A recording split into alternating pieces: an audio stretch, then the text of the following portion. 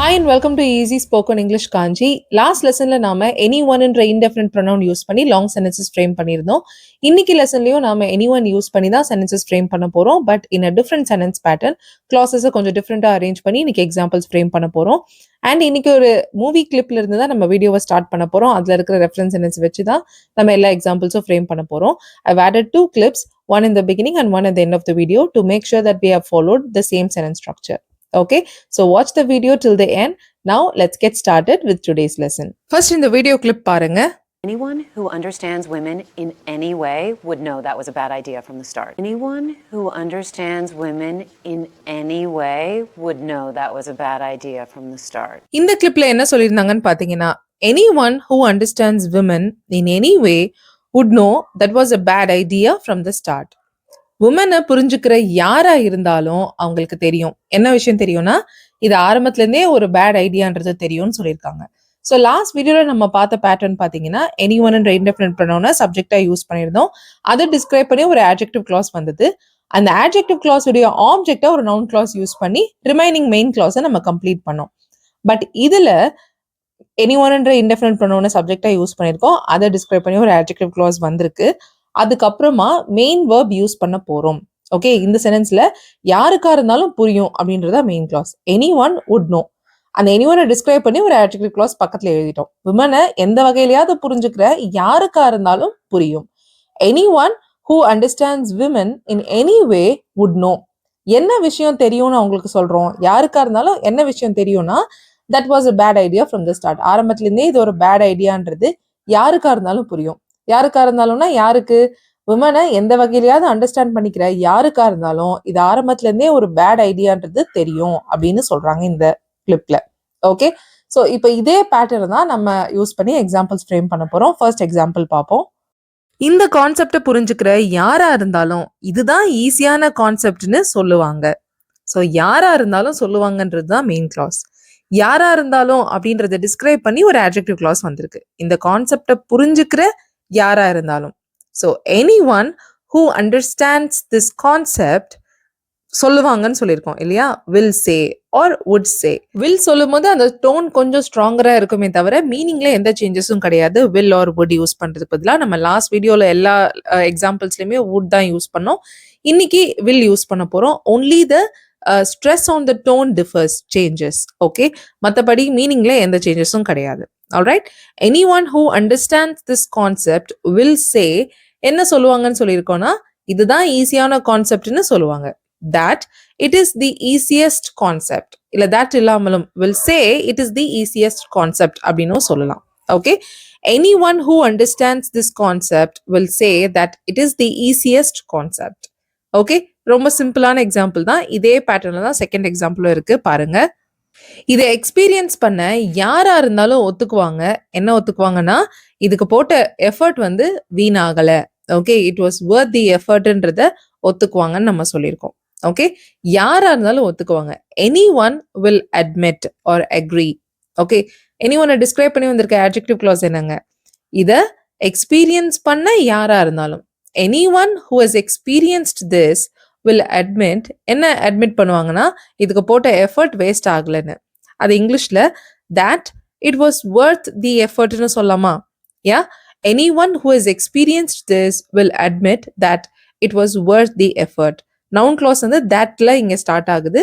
that இல்லாமலும், thatன்ற conjunction இல்லாமலும் இங்க யூஸ் பண்ணலாம். will admit it was worth the effort அப்படின்னு. ஓகே, ஸோ அதே பேட்டர்ன் தான். Any one is the subject of the main clause. Will admit is the verb of the main clause. And any ஒன்னை describe பண்ணி வந்திருக்கிற adjective clause பக்கத்துலேயே எழுதிட்டு அதுக்கப்புறம் verb எழுதுறோம். அந்த வேர்ப்கான ஆப்ஜெக்டா ஒரு நவுன் கிளாஸ் யூஸ் பண்ணியிருக்கோம். That it was worth the எஃபர்ட்னு. ஓகே, ஆல்ரைட், தேர்ட் எக்ஸாம்பிள் போகலாம். அவர் கூட வேலை செஞ்ச யாரா இருந்தாலும் சொல்லுவாங்க அவர் தான் பெஸ்ட் பாஸ்ன்னு. Okay, so first two examples மாதிரி இது ரொம்ப சிம்பிள் தான். நீங்க பாஸ் பண்ணி ட்ரை பண்ணுங்க. ஆல்ரைட், ஸோ யாரா இருந்தாலும் சொல்லுவாங்க. Any one will say. Any ஒன்னை டிஸ்கிரைப் பண்ணி வந்திருக்கிற adjective clause. Any one who has worked with him. அவர் கூட வேலை செஞ்ச யாரா இருந்தாலும். Any one who has worked with him will say என்ன சொல்லுவாங்க? அவர் தான் best பாஸ்ன்னு. that he is the best boss. Okay, anyone who has worked with him will say that he is the best boss. Alright, So let's move on to the fourth one now. இந்த சேனலை தொடர்ந்து பார்க்குற யாருக்கா இருந்தாலும் long sentences கற்றுக்கிறது ஏன் முக்கியன்றது புரியும்.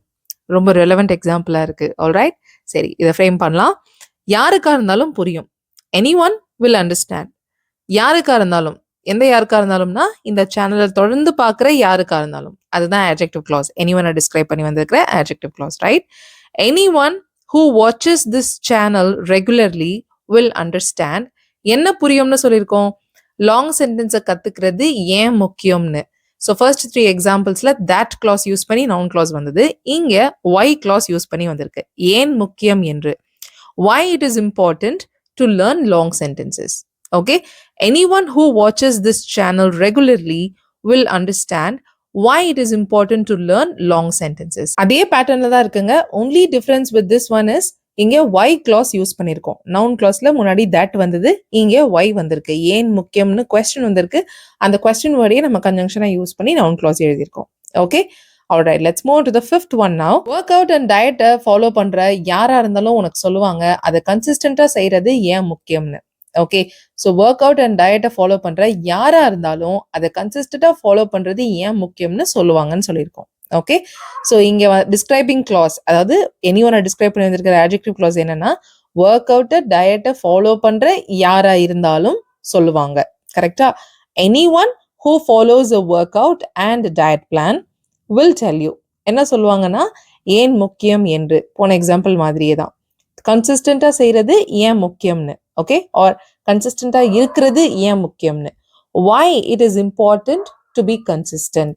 Alright, anyone who follows a workout and diet plan will tell you why it is important to be consistent. So இங்க நல்லா ஞாபகம் வச்சுக்கோங்க, கொஸ்டின் மாதிரி இருக்கு, ஆனா இங்க டைரக்டா கொஸ்டின் எழுதக்கூடாது. why it is important தான். why is it important நீங்க டைரக்ட் கொஸ்டினே எழுதக்கூடாது. முன்னாடியும் அதே மாதிரி தான். ஓகே, முன்னாடி பார்த்த why it is important to learn long sentence தான், why is it important கிடையாது. ஆல்ரைட், சரி இன்னைக்கான லாஸ்ட் எக்ஸாம்பிள் பாருங்க. அண்ட் இதுல ஒரு சின்ன ட்விஸ்ட் இருக்கு, ஒரு எக்ஸ்ட்ரா கிளாஸ் ஆட் பண்ணியிருக்கேன், பார்க்கலாம். இந்த இடத்துக்கு போன யாரா இருந்தாலும் சொல்லுவாங்க அவங்க பார்த்ததுலயே ரொம்ப அழகான இடம் இதுதான்னு. ஓகே, ஸோ இந்த இடத்துக்கு போன யாரா இருந்தாலும் சொல்லுவாங்க. Any one who is been to this place will say. என்ன சொல்லுவாங்கன்னா இதுதான் ரொம்ப அழகான இடம்னு. That it's the most beautiful place. But அதோட இந்த சென்டென்ஸ் முடியல. அவங்க பார்த்ததுலயே அழகான இடம் இதுதான்.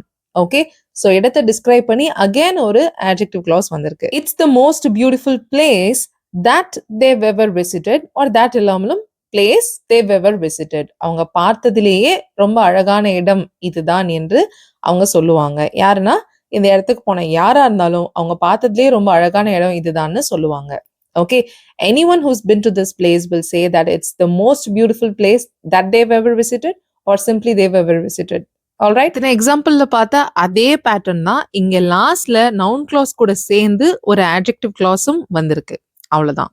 ஆல்ரைட், சரி இப்போ இன்னொரு மூவி கிளிப் பார்த்துட்டு நம்ம வீடியோவை ஃபினிஷ் பண்ணிக்கலாம். Now, anyone who knows me knows that I have no problem telling someone they're wrong. Now, anyone who knows me knows that I have no problem telling someone they're wrong. So இந்த கிளிப்ல என்ன சொன்னாங்கன்னு பார்த்தீங்கன்னா, any one who knows me knows. என்னை பத்தி தெரிஞ்சவங்களுக்கு தெரியும். என்ன தெரியும்ன்ற விஷயத்தை தான் தட் கிளாஸ் யூஸ் பண்ணி சொல்லியிருக்காங்க. That I have no problem telling some one. ஒருத்தவங்க கிட்ட சொல்றதுல எனக்கு எந்த பிரச்சனையும் இல்லைன்னு என்னை பத்தி தெரிஞ்சவங்களுக்கு தெரியும். ஸோ இது வரைக்கும் பார்த்தீங்கன்னா நாம இன்னைக்கு பார்த்த சென்டென்ஸ் ஸ்ட்ரக்சர் தான் இருக்கு. அது கூட சேர்த்து இங்க எக்ஸ்ட்ராவா ஒரு கிளாஸும் ஆட் பண்ணியிருக்காங்க. ஓகே, என்ன சொல்றதுல எனக்கு பிரச்சனை இல்லைன்னா தே ஆர் ராங் அப்படின்றத சொல்லியிருக்காங்க. யாராவது ஒருத்தவங்க தப்புன்னு சொல்றதுல எனக்கு பிரச்சனை இல்லைன்றது என்னை பத்தி தெரிஞ்சவங்களுக்கு தெரியும் அப்படின்றதா இந்த சென்டென்ஸ் உடைய அர்த்தம். கரெக்டா? ஸோ இதுல எனி ஒன்ன்றது சப்ஜெக்ட், அதை டிஸ்கிரைப் பண்ணி ஒரு adjective clause who knows me, and any one main clause உடைய verb, எனி ஒன்கான verb வந்து knows. என்ன தெரியும்ன்ற விஷயத்த that clause யூஸ் பண்ணி சொல்லியிருக்காங்க. அதுல இருக்கிற ஜெரண்ட், டெல்லிங் அப்படின்ற ஜெரண்டோடைய ஆப்ஜெக்டா அந்த லாஸ்ட்ல இருக்கிற நவுன் கிளாஸ் ஆக்ட் ஆகுது. ஸோ இன்னைக்கு நாம டிஸ்கஸ் பண்ண சென்டென்ஸ்லயே இது இன்னும் கொஞ்சம் ஒரு ஸ்டெப் மேல போய் இன்னும் கொஞ்சம் அட்வான்ஸ்டா இருக்கு. ஸோ உங்களுக்கு இது புரியலனாலும் பிரச்சனை இல்லை. பட் நாம இன்னைக்கு டிஸ்கஸ் பண்ண 6 எக்ஸாம்பிள்ஸ்லயும் டிஸ்கஸ் பண்ண சென்டென்ஸ் ஸ்ட்ரக்சர் கண்டிப்பா உங்களுக்கு புரிஞ்சிருக்கும்னு நினைக்கிறேன். அதை யூஸ் பண்ணி எக்ஸாம்பிள்ஸ் ட்ரை பண்ணி காமெண்ட் பண்ணுங்க. உங்களுக்கு இந்த லெசன் புரிஞ்சுதா இல்லையான்றதையும் please let me know in the comments. Thank you so much for watching this lesson till the very end. I'll see you all in the next video. Till then, take care and bye.